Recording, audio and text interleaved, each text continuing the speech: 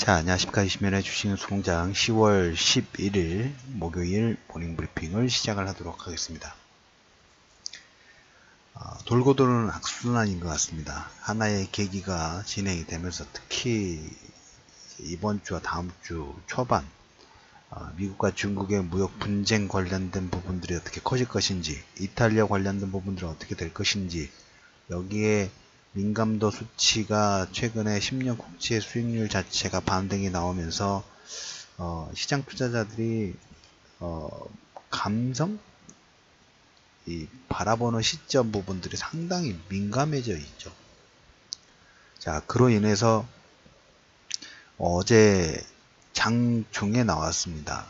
스파이어 칩, 미국의 데이터 센터 내에서 8월 달에 10월 달인가 8월 달에 스파이 칩이 발견돼 가지고 제거됐다라는 블룸버그 뉴스가 어떻게 하나의 기촉제 역할을 했습니다.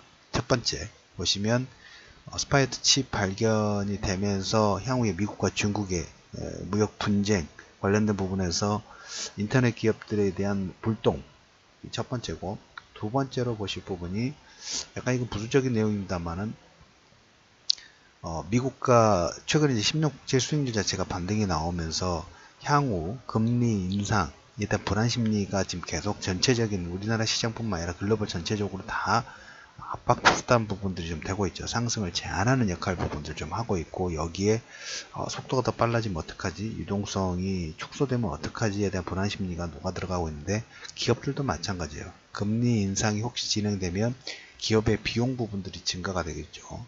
기업의 비용 부분들이 증가되면 그 자체적으로 재무제표상으로도 보시면 실적 둔화 우려감 부분들이 될 수밖에 없겠죠. 그러니까 실적 관련된 불안 심리, 지금 이제 실적 발표 시즌이죠. 여기에 플러스 알파를 하나 말씀드리면, 미국 기업들이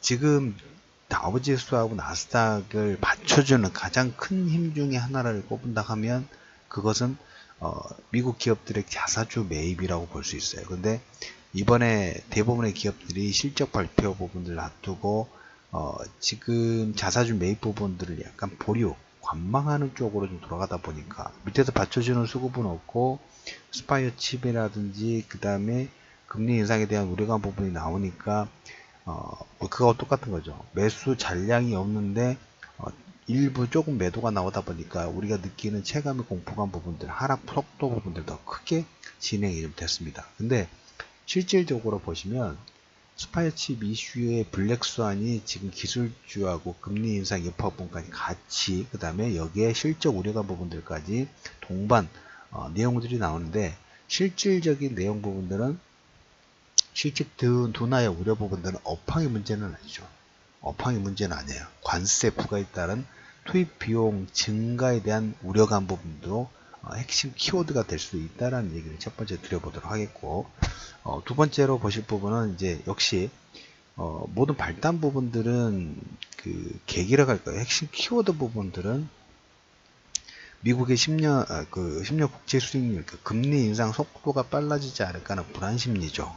근본적으로 미국의 10년 국채 수익률의 상승 부분들인데, 하이리리티 채권, 그 다음에 이걸로 인해서 뭐라 할까요? 금리 인상 불안 심리 부분들이 계속 단기 악순환 부분들이 나오고 있는데, 이번 주에 그 중국 환율 보고서 이번 주나 다음 주 초반 정도 될 것 같습니다만, 15, 16 전후의 발표가 좀 될 걸로 예상이 지금 하고 있습니다만, 환율 보고서 관련된 부분에서 위안화 6.9대입니다. 7위안대를 돌파하느냐 되지 않느냐, 이것도 어떻게 보면 중국에 대한 압박 수단 부분들이 좀 되고 있어요. 문희신 재무장관은 위안화 환율 약세 관망하고 있다 라는 부분들 얘기를 했고, 그 다음에 트럼프도 어제 말씀드렸던 것처럼 협상하지 않고 있다. 최종 계속 지금 뭘까요? 드리블하고 있는 모습으로 보인다고 말씀드렸죠. 중국이 쓸 수 있는 카드 부분들은 내수 부양이라든지 최근에 뭐 지준율 인하라든지 그 다음에 위안화 약세라든지. 근데 한편으로 이제 우리가 이제 그 투자자 입장에서 변동성 부분들이 좀 덜 나와야 된다는 그런 특히 기본 부분들 좀 하죠. 어, 중국 같은 경우에는 체면이 가장 중요한 부분들인데 너무 중국의 체면 부분들을 좀 짓밟고 있다라는 그런 느낌 부분들을 지울 수는 없어요. 그래서 중국이 어제도 잠깐 얘기 드렸습니다만은 외부, 그러니까 미국과 중국의 무역 논쟁 관련된 부분에서 잘못하고 있다라는 내부의 분위기 부분이 살짝 올라오니까 그걸 뭘로 지금 누르냐면 판빙빙이라든지 마원, 그 다음에 뭐 인터폴, 이쪽에 내부의 어떤 뭐 발언 부분들을 하거나 본보기 부분들을 지금 만들어 가고 있어요. 내부 단속 부분들을 하고 있는 부분들인데 체면이 많이 구겨져서 더 의외의 돌발 변수 부분들을 만들지 않을까 라는 우려감 부분도 살짝 있어요. 특히 미국 국채를 보유하고 있는 그 부분하고 위안화의 카드 부분들을 써버리면 어떨까 하는 우려 심리 부분들이 있는데, 한편으로는 이렇게 그 미국의 금리 인상이라든지 인상 여파의 기대감이죠. 기대감이라든지 이런 부분들로 인해서 중국은 내수 부양책을 좀 더 강하게 쓸 수밖에 없는 그런 위치 부분들이 진입이 되어 있어요. 그래서 악순환의 해결 핵심 키워드 부분들은 역시 하나의 키워드 부분들을 크게 잡는다고 하면 중국이 얼마나 손을 들고 양보 부분들을 하느냐, 타결 부분들 하느냐, 그 시간적인 타임 스케줄 부분들은 한 달 이상이 남아 있어요. 너무 조급하게 생각하지 마세요. 그 부분은 시간적인 시간에 서로 시간을 가지고 지금 마지막 삿바 싸움을 하고 있죠. 어떤 생각이 드느냐면, 우리가 이제 1년 전만 보더라도 우리 미국과 북한이 뭐 서로 설전을 했죠. 불바다를 만들어 버리겠다. 그 다음에 북한도 역시 강경 발언 부분들 했던 그런 추세가 있어도 조만간 전쟁이 날 거라고 생각했는데, 지금은 1년이 지난 시점에서 보니까 서로 좀 더 많은 협력 부분들을 진행하죠. 요즘에 한 최근에 2주 동안 중국과 미국이 그렇게 이 발언상에서 강경 발언 부분을 서로 주고받고 하고 있어요. 강경 발언 부분들, 그러니까 이 사례 부분들 최근에 비슷한 케이스에도 북한과 한번 연결 좀 시켜보는 것도 하나의 연결 수단이 될 수 있다라는 얘기를 좀 드려보도록 하겠고, 여기에 이탈리아 부총리가 예산안에 대한 양보 불가 강경 발언 부분들을 했습니다. 이것도 역시 이제 다음 주, 이번 주, 빠르면 이번 주가 아니라 다음 주 내에 어떤 식으로 예산안 부분들의 조율 부분을 할 것인가. 1차적으로 내고 서로 이제 내고를 해야 되겠죠.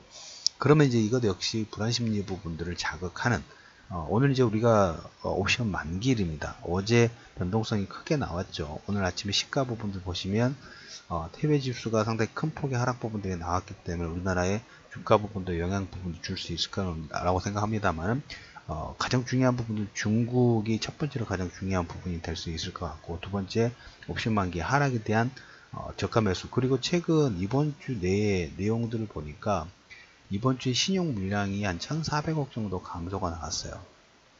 주 후반까지도 계속 추리가 될 수 있을 것 같습니다. 지난주에 예고를 드렸던 것처럼 이번 주에 무리하게 쓰시는 거 아니에요. 이탈리아라든지 그 다음에 중국 관련된 부분들 최소한 확인을 하고, 환율 보고서라든지 이탈리안 예산안 부분들의 방향성 부분들을 확인하고 그 상황을 봐가면서 움직여도 된다는 얘기 드렸어요. 그대로 유지입니다. 지금 움직이지 마시고 가만히 그대로 시장의 장중의 변동성에 따라서 신용 물량이 한 1,400억 정도 감소가 되고 있음에도 불구하고 물량이 지금 이번도 보면 최근 상승에 대해서 하락을 그대로 유지를 했기 때문에 거기다 지금 털려가고 있죠. 털려가고 있으니까 지금 쓰지 마시고 기다리세요. 기다리시고 지금 뭐 미국의 10년 국채 수익률, 금리 인상 속도, 중립금리가 멀었다는 부분들로 최근에 그 어떤 트리거 역할 부분들을 하면서 이 트리거가 위안화 약세까지 다 지금 돌고 3쿠션으로 돌리고 있어요. 그러면서 한편으로는 금리 인상에 대한 불안심리 부분이 있다고 하지만 점도표에서는 올해 4번이고 내년에 3번이고 한 번의 변동상이 없다라는 얘기를 여러분들 말씀을 드렸죠. 그리고 지금은 미국과 중국이 무역 논쟁 부분들로 서로의 카드를 모두 다 지금 사용을 하고 있어요. 여기에 미국의 금리 인상에 대한 가능성 부분들, 위안화 약세까지 어떻게 보면 중국을 옥죄는 역할 부분도 같이 하고 있다는 부분도 여러분 참고하실 필요가 있다는 얘기 좀 들어보도록 했고, 부수적으로 미국의 유엔 대사가 연내 사임 예정입니다. 강력한 대북 제재 부분들을 했던 니키 헤일리 대사는 연내 사임 예정이고, 여기서 지금 새로 떠오르는 사람이 골드만삭스 출신의 디나 파월 전 백악관 국가안보위의 부보좌관이 검토가 되고 있어요. 여기는 이방카의 남편 제러드 쿠슈와도 친분이 있어요. 이 제러드 쿠슈라는 사람이 상당히 큰 역할 부분들을 하고 있는 유대인 쪽이에요. 그거 여러분들 체크를 일단 해주십시오. 그래서 오늘 한마디 키워드들 말씀을 드리면, 첫 번째 장중에 아니면 이번 주 후반에 중국에서 어떤 부양책 부분들이 나오는지 첫 번째로 기다려 보도록 할 것이고, 두 번째로 환율 보고서, 그 다음에 이탈리안 인사란의 여부에 따라서 그 시장의 접근 시점 부분들을 완급 조절을 하겠다는 얘기를 좀 드렸죠. 그거 그대로 유지입니다. 어제 질문을 올려주셨던 분 중에 외국인이 어제 전일 산 것은 이렇게 보시면 돼요. 우리가 코덱스 레버리지는 코스피 지수를 사는 거죠. 코덱스 선물 150 정도, 코스닥 전체 지수를 외국인들이 소폭 매수가 들어왔다고 보시면 돼요. 코스닥 레버리지라고 보시면 됩니다. 어제 질문 주셨던 내용의 답변은 그걸로 답변을 좀 드려보도록 하겠습니다. 자, 오늘 10월 11일 목요일 해외지수 다우지수 자사주 매입 부분들을 보류하다 보니까 밑에 수급 자체가 좀 제한되어 있죠. 그러다 보니까 금리 인상, 스파 예측, 그 다음에 향후 비용 부담 증가에 따라서 실적 약화에 따른 아마존 6%, 애플의 4% 하락분이 나는데, 이것은 어떻게 보면 미국 업황의 문제 보기보다는 관세 부과에 따른 영향권에 있다고 보시면 돼요. 그래서 미국과 중국의 무역 분쟁에 지금 뭐랄까요, 서로 치킨 게임 부분들이 거의 부딪히기 직전, 그러니까 누가 핸들을 틀어야 됩니다. 핸들을 틀어야 되는데 둘 다 덩치가 크다 보니까 잘 움직이질 않아요. 우리가 배도 보면 좌회전 우회전하는데 시간이 상당히 많이 걸리죠. 워낙 큰 그 거대 국가이다 보니까 잘 틀어지지 않는데 계속 부딪히려고 하고 가까워지다 보니까 여기저기에서 불안 심리 부분들이 자극을 하고 있다는 측면 부분들로 보시면 될 것 같습니다. 후반 내용 부분들의 관심권, 이걸 체크를 하면서 시장의 변동성 부분들을 보실 필요가 있다는 얘기를 드리면서 10월 11일 이슈맨의 주식뉴스 공장 원의 브리핑을 마무리하도록 하겠습니다.